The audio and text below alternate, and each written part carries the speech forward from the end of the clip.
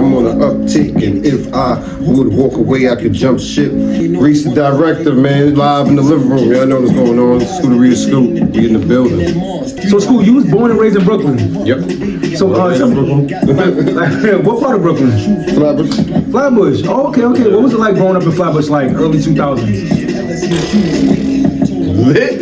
Running around the hood and shit like that. You was going to like parties and shit like that, hitting the Webster and all that? Yeah. We used to go out to fucking Empire when Empire was late. When Empire was lit. Fucking up and down Flatbush.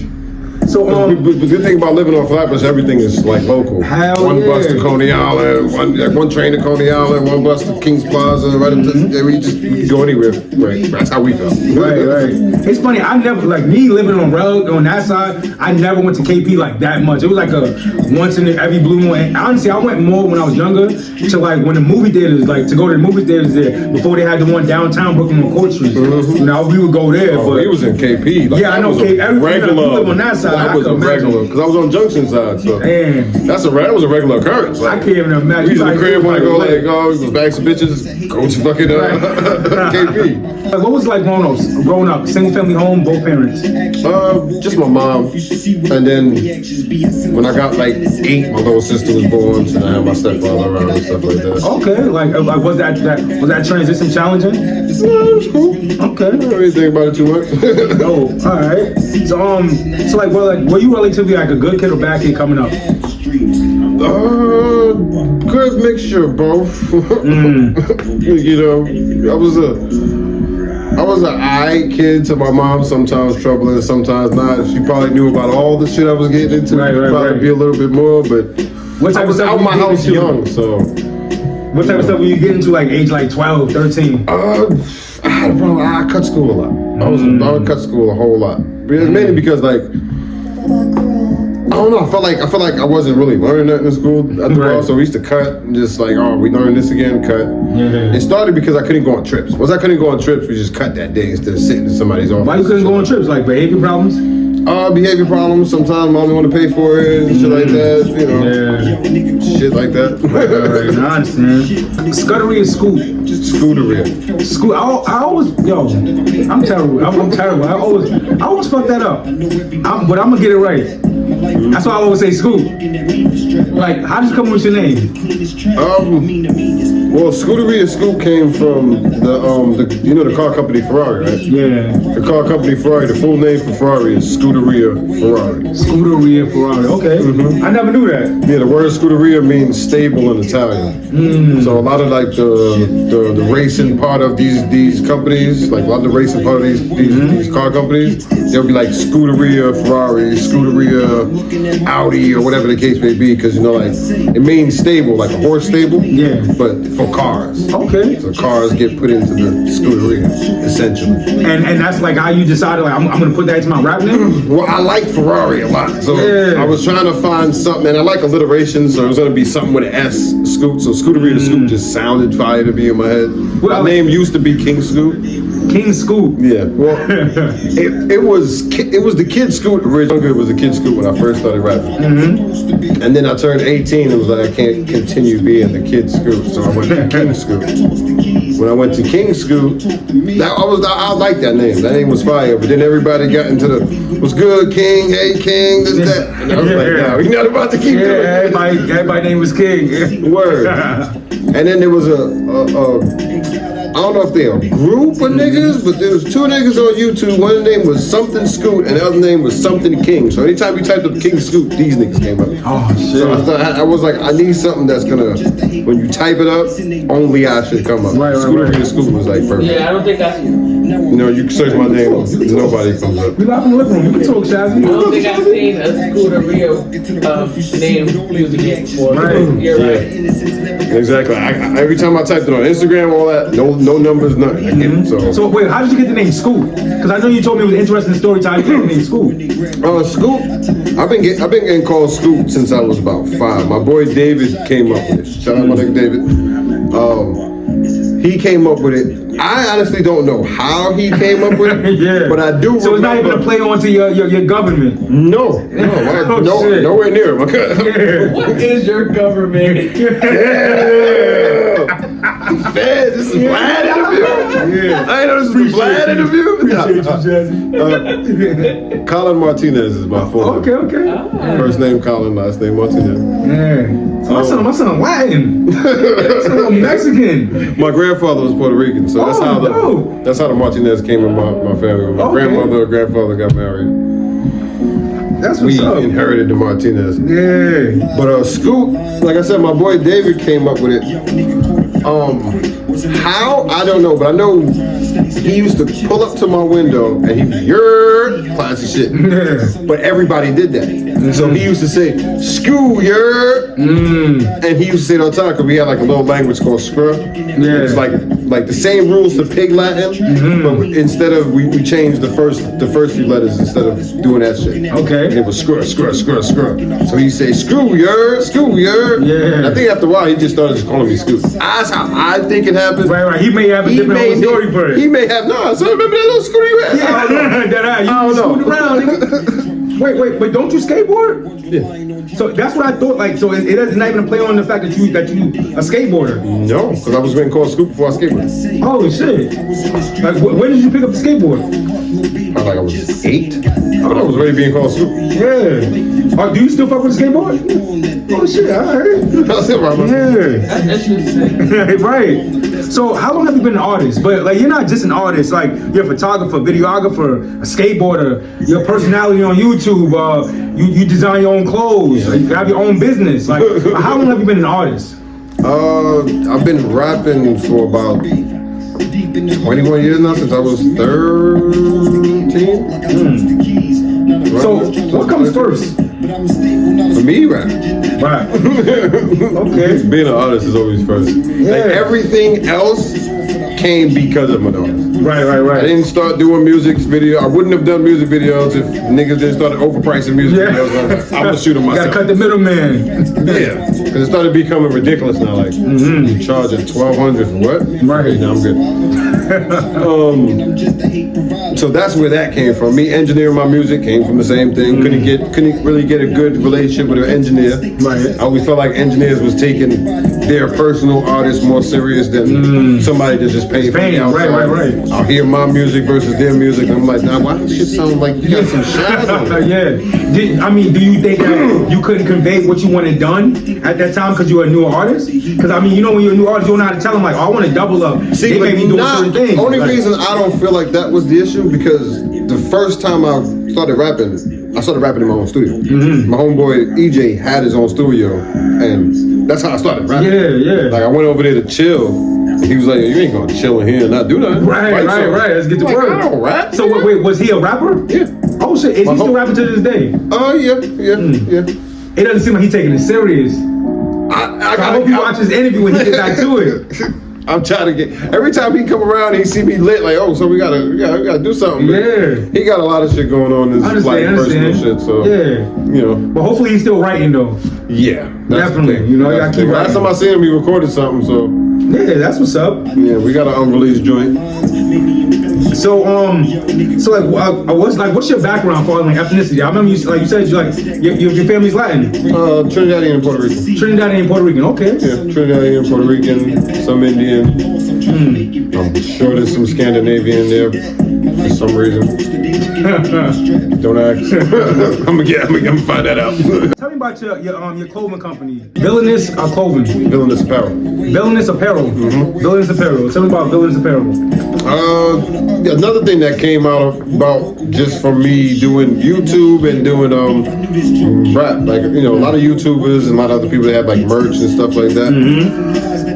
I didn't want to do just like a simple merch line. I wanted to do something that even if you didn't want to have my name on your jacket, you could still rock. Like you have to have SCUDERIA SKOOT on you or anything that had to do with my artistry.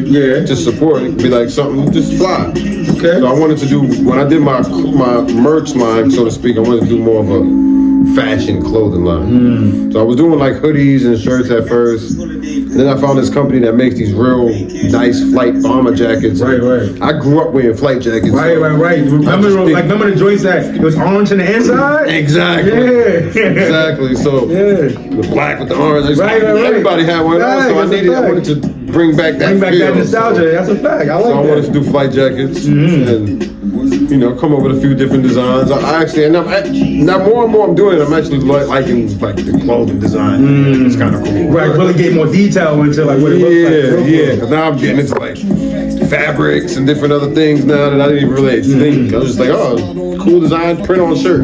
Right, but now I'm getting into like fabrics. I remember I was working with a company that they were doing hoodies, but I just did not like the material on the inside. I'm like, it's fire, the prints is good, it's in there, it's not well, and you couldn't tell them what you needed to be done. Yeah, so I had to just start finding other companies too. Well, maybe you should have like and it's crazy because what you wanted done to it instead of like, I'm off that, you find something different. Well, the company at the time was like a non-negotiable situation. They had what they had. Right. Take it or leave it type. Yeah, it wasn't like they was most likely print on demand. Got it.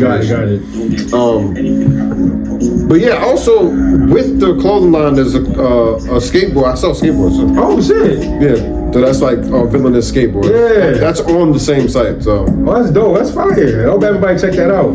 So shopvillainous.com. Shopvillainous.com. That's a fact. So we was like speaking about nostalgia and stuff like that. Like, who did you grow up listening to? Rap wise, shit. Because I grew up listening to a lot of different music. Yeah. Like in my household, because my mother is like Trinidadian, so I grew up listening to a lot of reggae, soca, stuff like that. I seen that you said that the Killers was your favorite band. Yeah. I'm not really familiar with them. Like it was just something I just doing some research. You know, I seen that, but like who did you grow up listening to? When it comes to like music in general, I grew up. When it comes to like rap, I grew up listening to G-Unit, D-Block, you know, a lot of the New York artists, early 2000s, Dipset and shit like that. But I remember I wasn't the biggest fan of certain artists when they was getting popular, like with them franchise boys doing the snap shit. It was cool, but there was a lot of other. They was cool, but there was a lot of other artists that came around that time. I was like, okay, this is what we on. So I started getting into more other genres.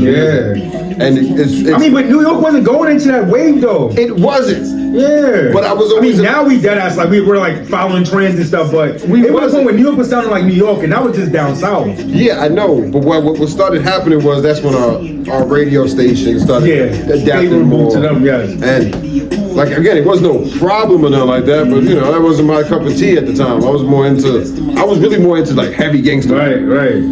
It was just if it wasn't heavy gangster rap, I wasn't. G-Unit. D-Block, like Styles P. Like Styles P is one of my bald heads and shit. Facts.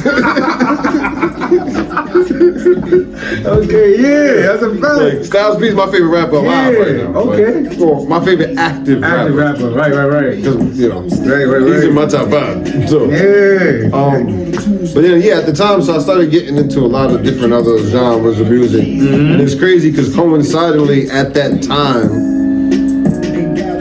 Punk rock started getting really big. A lot of good artists started coming out at the time. So I got into a lot of punk, I got into a lot of alternative, I got into a lot of bands like The Killers, for one instance. I got into a lot of Fall Out Boy, a lot of emo bands at the time, a lot of System of a Down had dropped their album relatively around that time. What got you like, was it something you were going through at the time, or was it just like, I just want to experiment with music? Like, you remember we had the Music Choice channels and all these damn different like cable music channels and stuff like that. I remember I started seeing videos, I can't remember which band it was, but it was like MTV countdowns and all those type. I was really into like TRL and all these damn music shows because I was already rapping at the time. I mean, that's what inspired me, like Tigger in the Basement. Yeah. That's what inspired what I'm doing right now, you know? But I was always interested in what everybody's doing. So I'm always looking at this, that, and then it'd be times where it's like, oh, a song come on, I can't find the remote, I'm sitting there watching this video. It's just kind of that's cool, right? So that's a fact. That's how I started liking that song. This love has taken a toll. Shit like that. I'm like, you get ready in the morning and you can't. That's funny you said that. That's exactly how it happened. Like, just can't find a remote. This song is actually not that bad. Exactly. So it was situations like that. And then I used to go to. I cut school a lot, mentioning that, right? Facts. I used to go to the library. I was probably one of the only niggas you'd be like, you cut school to go to the library? Right. Yeah. To use a computer and shit. Exactly. Right, So I don't use a computer. YouTube was real early at the time, but that's when Soulja Boy and all the dance videos is I on there. still use YouTube for music. Yeah. So I remember I would be playing the game, switching to YouTube, playing songs, and that's how I got into UK music. I was playing the game, switched, and the song just switched. I clicked on something, and I'm just like, who is this girl rapping? It was a chick named Lady Sovereign, a UK artist named Lady Sovereign. Okay. And I'm like, yo, she is nice. Yeah. Nice.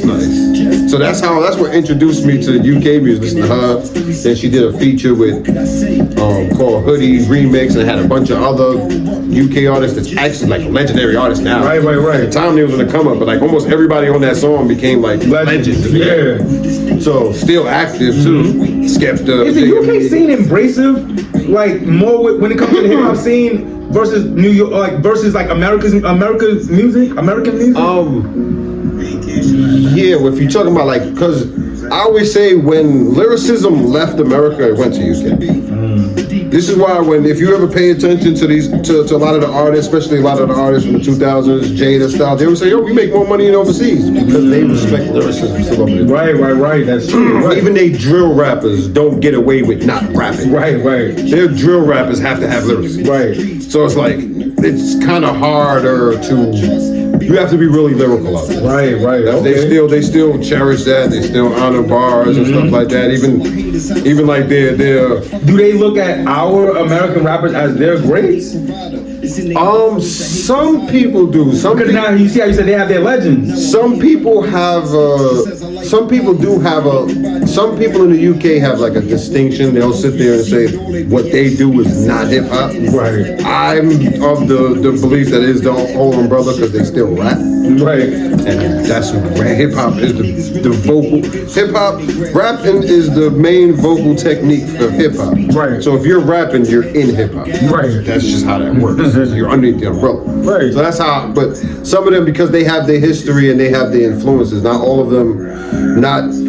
Hip hop is an influence on what they do, but also grime.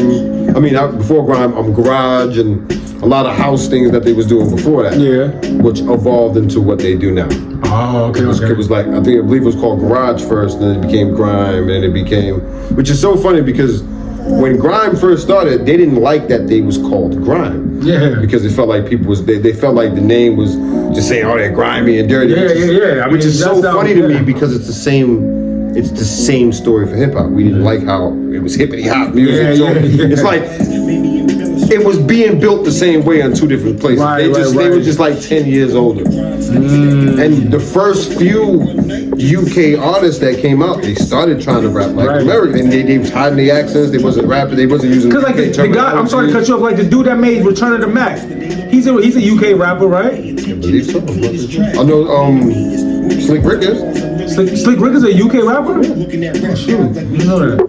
So that's why another thing too, and Slick Rick is the ethos to where I say this is why you can't leave the UK out. Yeah. And this is why I feel like UK can't leave themselves out, because the level of storytelling that Slick Rick brought to the game is from there. He's like the mega storyteller. Like, I mean, like the level of detail he brought. The UK does a lot of that. This way, like, if you look at a lot of the artists especially from Essex area in the UK, they're very heavy storytellers. They're very heavy. Like a lot of them tell a lot of good stories. Right. So I don't feel like and then I also feel like the UK brought self-deprecation into rap.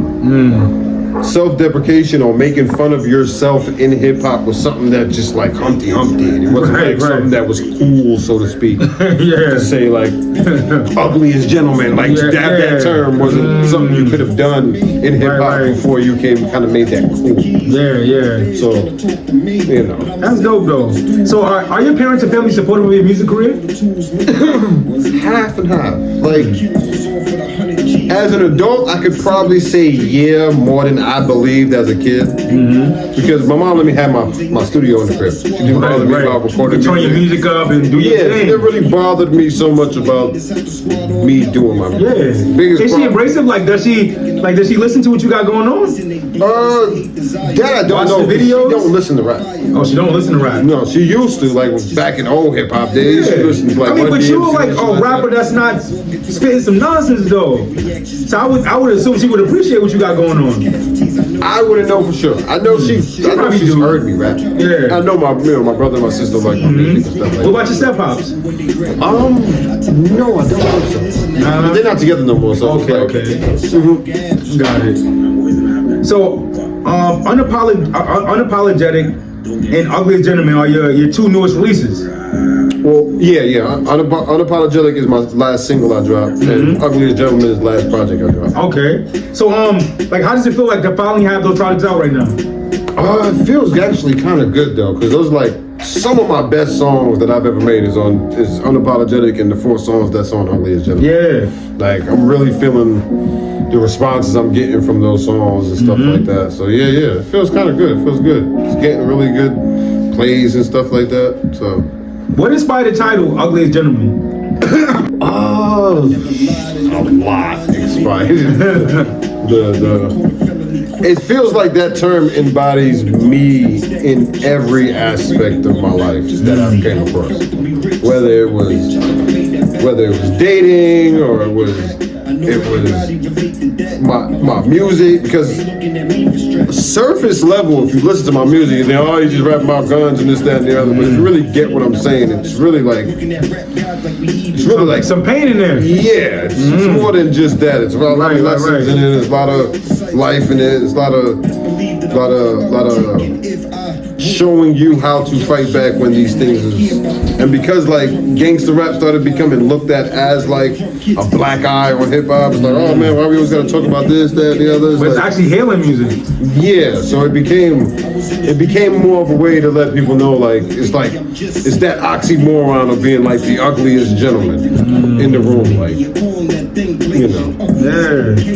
I fuck with that. So, tell me about your YouTube channel, Lyricist Reaction, and Villainous Vixen, which is almost at 20K. Shout out to you, bro. Yeah. I'm trying to get to those numbers. Like, hopefully after this video with you, I could get at least another 1,000 views or something. But like, yeah, tell us about your channel. Well, Lyricist Reacts is the channel. SCUDERIA SKOOT is the name of the channel. There's gonna be more shows on it, but one of the main themes of it is the reaction channel. Right. And it pretty much came about with like what I was telling you about the UK artists and actually their technique. Because it's more favorable to just UK drill. Yeah, mainly because when you brought this up to me before, when I was talking about the UK artists, and you was talking about Michael Dapper, the Man's Not Hot guy, right. How certain people really felt like he was a real artist. They didn't really understand the comedic aspect of it. And that's what I used to get. You'll see on Instagram, it'll show like a UK artist rapping, they'll be like, what the hell are you saying? So that talk about how bad, quote unquote, UK artists is, that stigma in America is the main reason why I started my channel. I'll be sitting there and I'm like, they have a bunch of UK artists that break it down, but I feel like an American lyricist with as good as I am would be able to, if you hear me like really breaking down their bars, you understand, oh yeah, these dudes, they can really rap. Right. So it started with that, and then like me just watching the scene, I started noticing that no reactors really react to a lot of female artists. I guess because views don't be there or whatever the case may be, they don't rap to a lot of female artists. So that's where Villainous Vixens came in. I like the name too. Anytime I do a villainous female reaction, right. In that category, Yeah, I peeped that. I like that. Yeah, so that's how I always make sure to keep like the females top priority. Shed light on them. Yeah, that's dope. Tell me about that Elon Musk and Kanye West, the tribulation battle you did. My God. Parody. Shout out to Fee, Dublin. Shout out to Rich. Shout out to all the guys that fire the spoof people. That I wish I had my chain on. Got my fire the spoof chain on. Yeah, you know me have the chains. Like, what are you? I know. I came to I came to be. Yeah, I guess I came to work. I wasn't in artist mode today. Right. Yeah. Well, that came about through my reaction channel. Another situation, like I was just telling you. But you don't be rapping on there, like you put just a snippet, like how do you even know, like? Well, like I was saying, because my channel like I told you, I'd like to put the shine on like the female artists because they're underrated. They're to me, they're a very creative UK platform. Right. That a lot of people I don't feel like they get the reception that they should from the UK. So that's why I started reacting to this shit, because a lot of the bigger reactors didn't really react to them as often as I feel like they should. They'll react to a one-off so-and-so, but I wanted to make sure they was a main part of the channel. Yeah. So I ended up getting cool with a few artists from there, and I expressed that I wanted to be part of one. Because if you didn't know, on my actual music channel, I have this platform that I was running called Villainous Verses, and it was like I'll embody a villain from the comics, right, and rap as if I'm them. Yeah. So they did a Gotham theme, right? Yeah, I did a Gotham. I did a General Zod. I have Riddler coming up. My boy did Crossbones. So we had like a few things.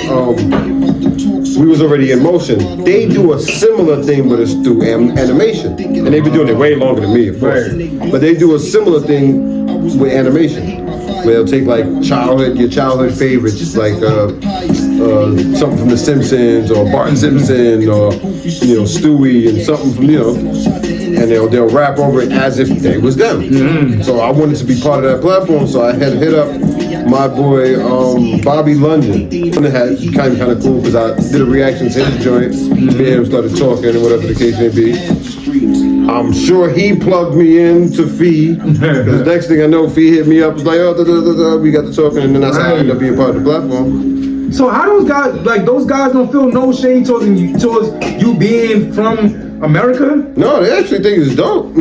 That's fire. Like, I kind of feel... You don't get no flack from nobody from UK?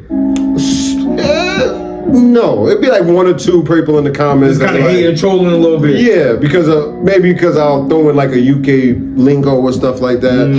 But it'd be certain lingo that I say in my personal life. So it's not like I'm trying to be down or whatever the case may be. If you know like a lot of people know me from the channel, they're like, oh shit, that sound like Scoot. So that's what surprised me. But right. No, they real cool. I be feeling bad sometimes because like I feel like I don't have the American backing that I want to push for the channel, because like I want them to hit 100K. They so close to hitting 100K, getting that plaque, and I feel like damn, if I had more of a following, it would help them out. Right. Shit. Let's go get there though. It's gonna come together. Right. But I am honored to be the first American artist, and right now the only American artist on the channel. That's fire. So, well, I mean, we all American here, so now we gonna get more people to watch what you got going on after this interview, and we gonna keep sharing. Facts, that's what's up. So follow Fire in the Spoof on YouTube. That's a fact. Subscribe to my guys. So now I know that when you're doing these things, like the parody and everything like that, and the reaction, this is all still hip hop, it's still music. But for me, I know when I'm focused on one thing, the business takes a hit. So like when I'm focusing on the videos, my management takes a hit. I'm actually an actor, so when I'm doing all this, my acting takes a hit. Like, does the music take a hit for you? Yes and no. Because everything is kind of all relative to me. Right. Like I said, like I know it's hip hop, but like, it doesn't coincide with like, all right, this new project. Well, I feel like it actually is a benefit, because I understand one thing. I can write verses all day long. I can write high level shit. I'm very technical in my lyricism. I can do all that. Yeah. But when it comes to understanding why a hit becomes a hit, my reaction channel helped me understand that. This is where you now get songs like I'm Like That. Right. How that energy feels a lot different from the rest of my songs. It's like, because I understand what's the parts that needs to be emphasized to get that, not so much a hit, but something that's like, okay, instead of just turn around and move. Exactly. Instead of this super that wow effects, lyrical shit all the time, try to learn how to get more catchy with the hooks or whatever. Yeah, shock value type shit. Yeah, like. So how often do you write? I write a lot. I write a lot. Yeah. Anytime I'm slightly bored in the house, I turn on. I just start listening to beats. If something hit me, then I start writing. Right. If you had to pick one favorite track, like from all your singles that's out right now, which one would you pick? One track that's my favorite track right now. I think my favorite track right now is that unreleased track, Stargazing. That's gonna be on my next project. I've performed it a few times. Main reason why is because I feel like I'm living that song right now. Because the whole song is pretty much about, like, the terminology stargazing is like, you know, you looking at stars, but it plays into the part of me being a fan of hip hop so much, watching the actual hip hop stars, watching the stars. I've been stargazing, watching them. But the whole song is about, now that I'm performing, I kind of feel like one of the stars myself. That's fine. So the fact that I'm kind of like living it now, that's why that song kind of. So what's up with a music video? When you gonna get a video like I got the idea. Showing that. Like, I got you see the that idea. video. I ain't gonna lie. I still ain't mastered the performance thing yet to where I'm like, that's a good performance to put on camera. Like, you know? Okay. I got good moments, but I ain't got like I haven't had like a full. It's good that you're definitely identified now and you're still working on that, you're developing that. Yeah. Cause like, I only been performing, what is it? It's December now? June, July, August, December, June, July, August, September, October, November, December, 7 months now.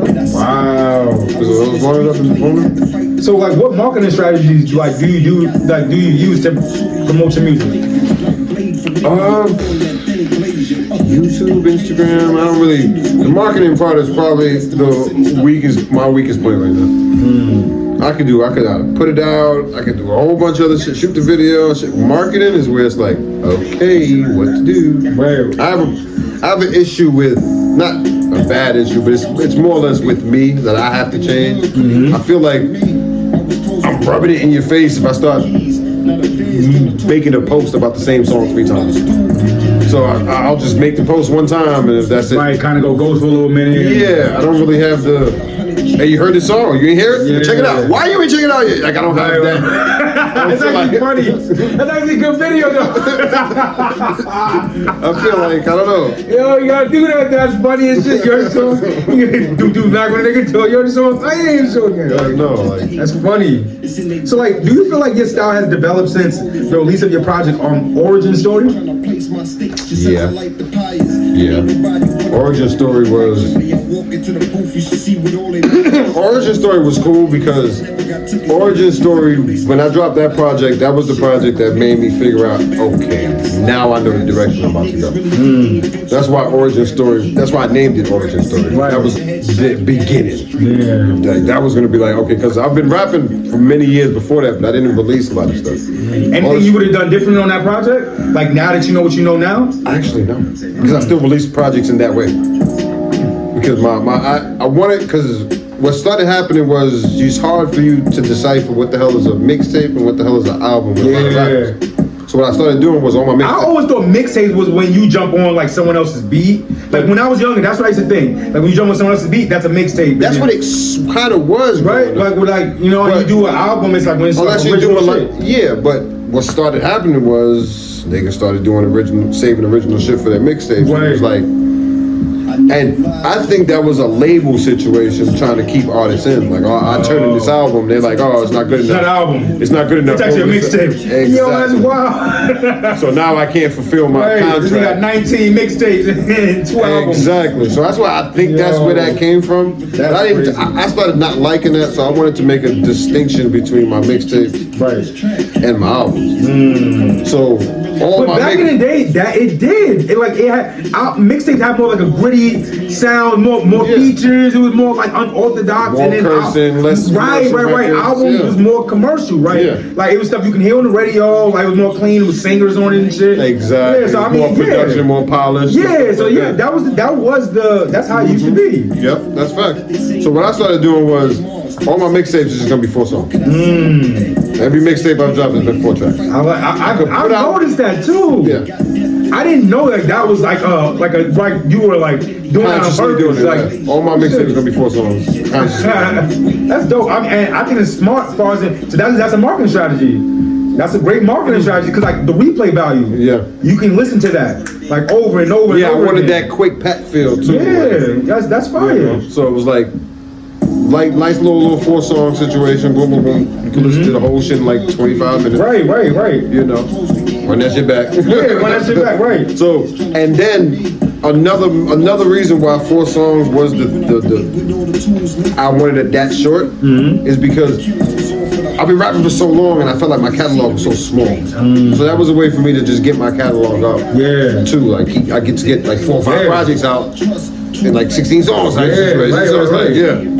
So yeah, that's why that came about. That's why you can tell I have no official album out yet because I don't have nothing longer than 4 songs out. Yeah. And Origin Story, I believe. What I liked about Origin Story was it was 2 parts. So if this was old school, it would have been a double disc. Yeah. One half was a lot of hip hop tracks, and the other half was all drill. So it was like a duality. Right. Because like you said, what was my favorite song? I'll tell you, my favorite song was Stargazer. My favorite verse that I ever written is a song called Musical Therapy. And that song is pretty much about like how music is my therapist and stuff like that. Shout out to Steve's Geek Production. That's actually how we met. I actually coached your performance there, and you told me that was your first time performing, like at his location. Yeah, at his location. Yeah. When I met you, it probably was my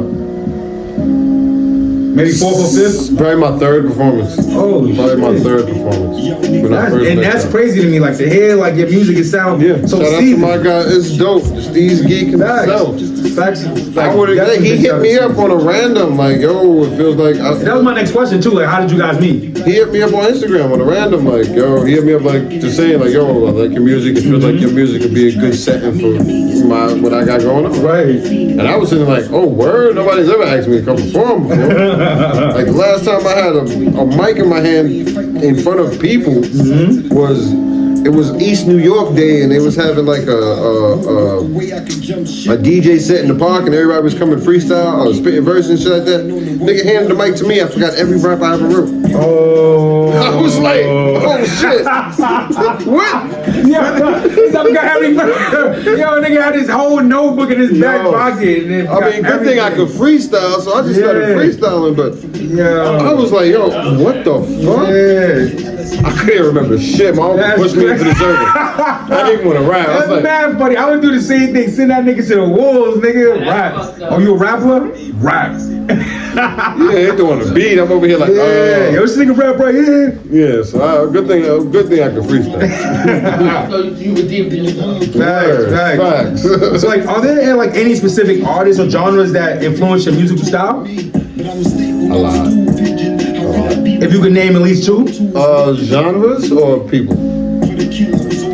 Genres. Well, gangster rap is like my element a lot. Like my music probably would get classified a lot as gangster rap before it get classified as anything else.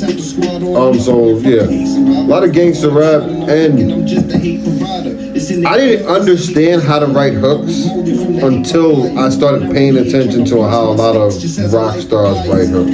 Oh. It's like a lot, especially like artists like Paramore, and stuff like that. It's always like a part of the hook that feels, and then it's like up part, and then it's a catchy part. The way a lot of rock songs, hooks is kind of written in 2 parts, 3 parts. Right. So it's not like a lot of rap hooks is 1 part, repeat it. Yeah. 1 part, repeat it, or 2 parts, or So that's why when you hear a lot of my hooks, you hear like a nice rapping part, and I get like a nice a catchy part. How did you meet Sha Diesel? Oh shit. We got some music together. Yeah. Me and Sha been making music for about 10 years now. Oh shit. My guy Sha Diesel. And Sha been probably making music longer than you too. Yeah. Sha been rapping longer than me. Cause I was looking like through some of his music. I seen like some videos on YouTube. Yeah, he been rapping longer than me. Yeah, we met at the shelter actually. We met through a mutual friend we had at the time. Right. And we ended up forming a group together and shit. Was it audition for music too? Like he was spitting and shit? Yeah, he rapped too. So we all pretty much, that was his homeboy. Like they went way back. So we ended up meeting, all 3 of us, ended up starting a group together and shit like that. Oh, that's what's up. Yeah. So, wait, what was your name? We was the Boss Smiths, the still Boss Smiths, but we didn't actually really get to put nothing out fully, so we didn't get to really put a stamp on that name yet. So we was going by Tricom, but our boy ended up disappearing on some crazy shit. So you know, me and him just end up still been rocking ever since. Right. And you been bringing him out to the shows and shit too. Yeah, he about to perform Friday. Yeah, definitely. I've been seeing him. He quiet, but my son, when he get on that mic, he spit. Yeah. That's a fact. I know. I swear, first time I see this nigga, I was like, this nigga with all the bars. Right. It sound like he's 7'2", Right. 300 pounds. You see him, he like Big L type shit. I swear. Right, like Big L. Right. So like, what role does improvisation play in your performance? Like, cause like I see like you're definitely heavily into anime. You know, so like how do you incorporate that into your music? I rap about what I do. So it's like most of my songs you're gonna get an anime reference or a comic book reference. I love anime, I love comic books. Right. So it's like I tell a lot of these anime people and a lot of these kids coming out. Yeah. The reason why y'all could be cool with anime is because of my generation. Yeah, that's a fact. I remember within 3 years I ended up getting picked on for my Yu-Gi-Oh cards to getting robbed for my Yu-Gi-Oh cards. Within 3 years. That's funny though. He's like, oh, y'all niggas play Yu-Gi-Oh? So I remember being with the back and niggas just stole it just because like everybody had these shits. I was gonna steal them just because like we didn't know how to play that shit. But it's funny getting crazy. What I'm saying is we went from we getting bullied about the shit to 3 years later they playing too and they're like, yo, don't give up them cards. What do you mean? So it's like, wow. I feel like our generation, if you was born anywhere between 89 and 93, we the ones that made that shit cool. That's a fact. So, you know. So I know you're not in a relationship, but like what comes first? Like the business or your partner?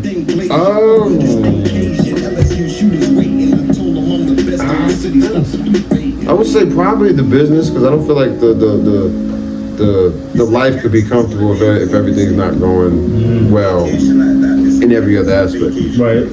You know, same thing vice versa. If she's very into something, then I gotta be supportive for that. Yeah. That's the only thing. It's the only way it'll work for a long period of time. That's a fact. Because sooner or later, either my career is gonna demand a lot from me, or your career is gonna demand a lot from me, and we gotta be able to. Yeah, men and men. Exactly. Now children come and play, and exactly. Oh, man. If I something big happened and I gotta go on tour for 6 months, you gotta understand that this is music. Yeah. So, what does hip hop mean to you? Life. Everything is hip hop. Yeah. I'm somebody that thinks of everything holistically, so to speak. I think about it in the whole. So this is why it's like I don't put out music if I don't feel like it's helping hip hop. I'm very much for the whole, the collective. Anybody know me is like collective needs something, I'll do something for the collective. Right. I'll get more excited to do something for you than I'll get excited to do for myself. Like Life wants a video. I'm more excited to do a video for Life. I haven't shot my own video in like 2 years. That's a fact, yeah. Am I interested? Shout out my boy Life too. Word, shout out to Life is Real. Yeah. Do I need a video for myself? Yeah. That's gonna happen though. Do I want to? Yeah. But am I excited? My time will come. But to do somebody else's video, especially that we're moving towards something, this is why I couldn't be just a solo artist. So you're definitely open to having a team. Like I've always been in a group. Yeah. This is the most solo artist I've ever been. Yo. I started off in a group. I've always been in a group. This is probably the first few years I've been considered a solo rapper. Right. And then look, I'm back in the group. Right. It's so fire. Like, you know, as people like that's gonna view this interview, like, you know, like Scoot is definitely like, you know, like an artist that I'm definitely been trying to work with. Like met him at Steezy event, you know, and as I've been promoting W.Y.K production, somebody I want to definitely work with. Like, and the fact that you are somebody that's been working with other groups, it was like a manifestation, because most people are so like it's a lot of ego. Like, oh nah, like I got this going on, like I don't know. But it's like you like open to it because Like, nah, I'm actually used to working with a team. Like, I'm actually that. Yeah. So it's that's fire. I've been in a That's group fire. since I was 13. Like That's our fire. first group was called Absolutely Dangerous, and it was like Damn, y'all 13 niggas members. supposed to be like rapping from the 90s with bald heads. Yo, what the fuck? What the fuck? Yo, like. Yeah, we started off like EPMD 13 members, bro. It was like Wu-Tang out here. 13 members? It was a lot of us, nigga. Yo, It was it's a bunch of of us. badass fucking Brooklyn kids. I swear, it was a lot of us, nigga. Yo. And then, you know, certain niggas stopped rapping, certain niggas stopped Yeah. coming around. Right. You know, when your boy got the studio and you like the only nigga in the hood with the studio, it's like, Right. hey, we out here. Right. So, So what's the first rap verse you remember from somebody else? somebody else? Yeah, from somebody else. You know what's the funny thing? That goes into how I started rapping and how I officially started rapping. Because when I met AJ and he had me write that verse, that was more or less how I started really getting into like, okay, this is what I'm gonna do seriously. But I remember I was in school and they was doing ciphers and shit like that. Yeah. I used to listen to Niggas that. banging on the table or like? Yeah, banging on the table, hitting the chest. Yeah. All that type shit. And I'm like, all right, niggas is rapping, and I wanted to be part of that because Right. it looked so fun. Facts. So I jumped in the cypher, but I ain't had no fucking, I never rapped before. So honestly, I spit a verse from I believe it was Conniva's verse, the artist from D12. I spit his verse on fight music. Nobody knew it was I'm about to his verse. say, did anybody know it's his? Nah, one nigga did, but I'm gonna get to that. Yeah. I spit that verse and it was it's crazy because if I spit it now you'd be like, oh what, it's similar style. You see, but I spit that verse and it was let's see how many of you men loyal when I pull up looking for you with a pistol, sipping a can of Pennzoil. I'm revved up, who said what when lead bust, your head just explode with red stuff. I'm handcuffed, tossing the paddy wagon, bragging about how you shouted like a coward, bullets devoured and showered you niggas. If I was you niggas, I run while given the chance, understand I can enhance the spirit of man. I rapped that verse, I was in like 7th grade, Damn. and everybody was like, yo, this nigga's nice. Right. Son, when I said I love that feeling was like the greatest feeling in the world. Everybody was like, yo, this is the nicest thing I've ever heard. Blah, blah. Yeah. I felt like that was the greatest feeling ever. What? I was like, gosh, like, yeah, this is it. This is it. After everybody calmed down, I would sit down, my homeboy was like, yo, bro, you spit that D12 verse? Oh. I knew what verse, I know what you did. So I said, I know what you did. so from then I know what you did. had, so from then I had to like sit there and be like, oh fuck. Yeah, can't do that again. Right? Exactly, and then shortly after that, I met EJ, and then I was like, you know what? Put this pen to pad, actually. So this is why, I'm real heavy now on writing my own fucking lyrics. Yeah. Because I already had it. That was my first experience. Right. So now, speaking of experiences, like, tell me about your worst music experience without like saying any names. And you're pretty new at this, so I'm pretty sure you go through some things. Worst music experience.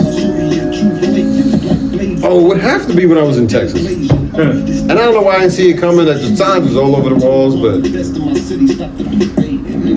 we was working with these artists when I was living in Houston, and they was talking big shit like, oh, we gonna get shit to be so and so. A lot of artists out there. Big Pokey was still alive at the time. R.I.P. my God. So it was like a lot of different things we was supposed to get into. Right. What happened was songs disappeared. Songs disappeared.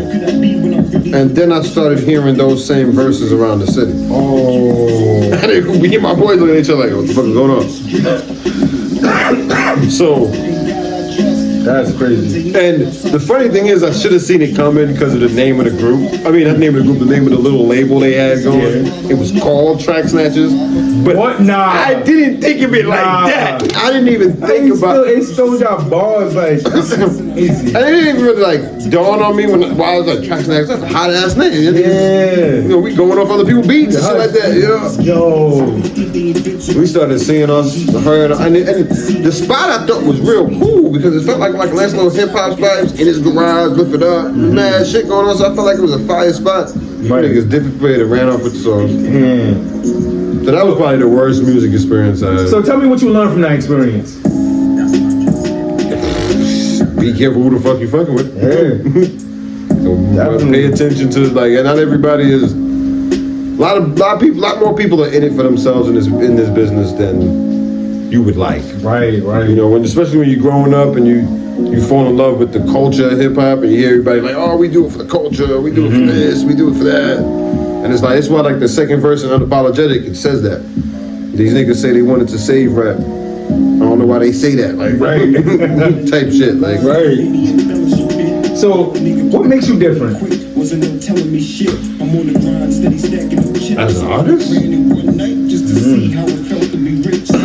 I think that fact right there, the fact that, like what I was telling you, that I look at music and look at hip hop as a whole. I don't look at it like, what is hip hop gonna do for me? It's more or less what I'm gonna do for hip hop. Like I have a song called Substance, and in the song, it's one of my first videos. It's actually my first official music video I put out. Right. And in the song, I'm talking about because when Joe Budden was on Complex, Everyday Struggle, right. Any artist he had on there, he asked him, "What do you want from hip hop?" So in that song, I had said what I want from hip hop. I want nothing. I just want to give. Spit a couple bars so the lyricists can live. Cleanse hip hop and give lyrics to the kids the way I'm feeding you my life. Get a high chair at the bib. It's all I really ever wanted. Right. I just really want that addition. You feel me? I always like. Legacy is a big thing for me, especially with music. I find it interesting that Frank Sinatra's hasn't made music in 100 years, and his music is played every fucking day. Talk about legacy. Yeah. Every New Year's on key, New York plays. That song came out 100 years ago. That's 1920s. We're in 2020s right now. So it's like, you start thinking about how long certain people's music lives on. It's kind of amazing to me. And those are the type of tracks I inspire to put out. Right. Hip hop's only been around 50 years. Going 51. You know, we don't have the ability to say, oh yeah, somebody's been listening to this song for 100 years. Right. And it annoys me that in hip hop we have such a fuck the old niggas no mentality. appreciation. I was just saying that in the last interview, like the fact that you can have rock artists that's like 72 years old touring. I was at work. This band it was like 72 years old. No lie, and the people that was outside wearing the shirts were in their 20s. Like when we recorded. Yeah, man, I was with you. When we recorded, I was with you, right? I was with you. The band is right. Iron Maiden. Iron Maiden has been performing since 70. And you were familiar with that band? Yeah, they've been out since 76, 78, somewhere around there. And they're from London. It's crazy. So crazy. You would never see that like at Method Man concert at the Barclays. Yeah, Method Man said he wanted to stop performing because of this disconnection, and I don't like that disconnection. Right. When he really raps, like he really can rap. Exactly. So. Now, of course, the crowd is the crowd. There are certain young people that don't know who the fuck, even young people that listen to rock that don't know who Iron Maiden is. Yeah. Cool. Hip hop because hip hop's not old enough, we don't understand that crowd separation yet. Yeah. So we're trying to put Method Man in front of Summer Jam in front of a bunch of 18-year-olds. Yeah. They're not trying to vibe to that. You feel me? They want to hear Favi or something. Yeah, that's right. So like, if you had the opportunity to talk to your younger self before you started taking everything serious, what would you tell yourself?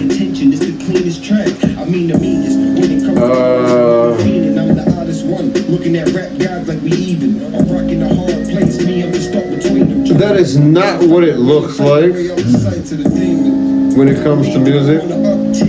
Because it always looked like the glamour position or the position you would want to be at in music is the artist.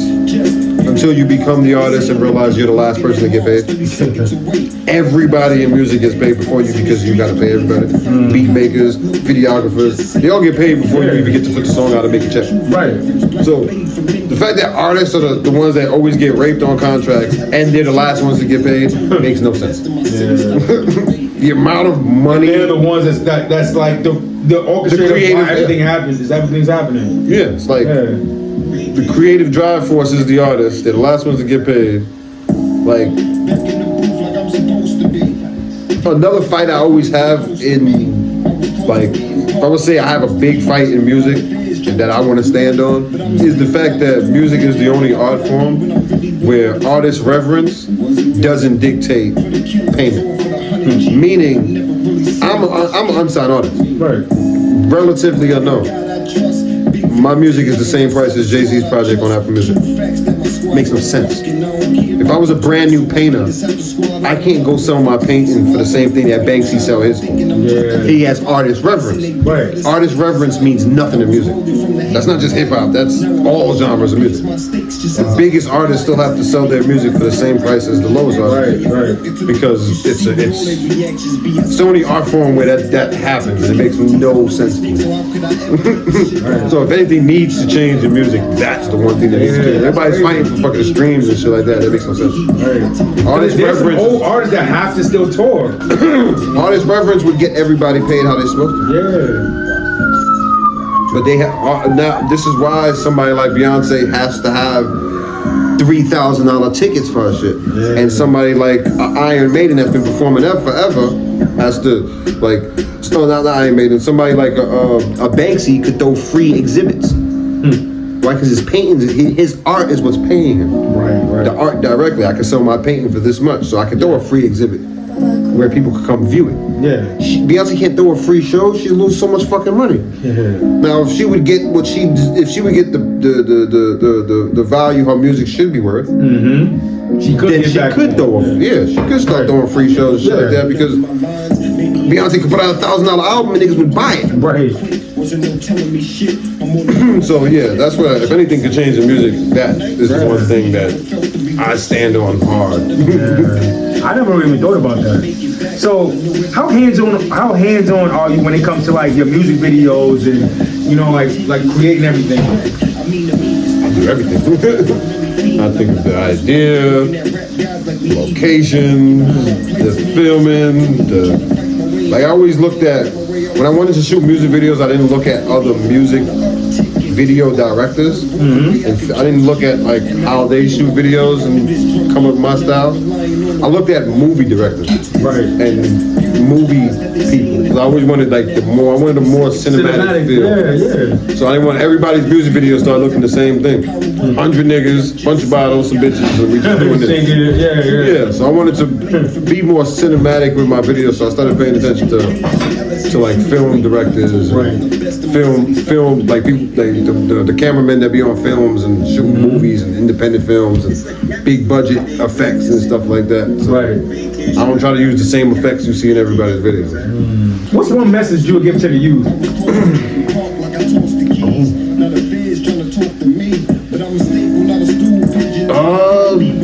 Stay busy. If you stay busy, you stay out of bullshit.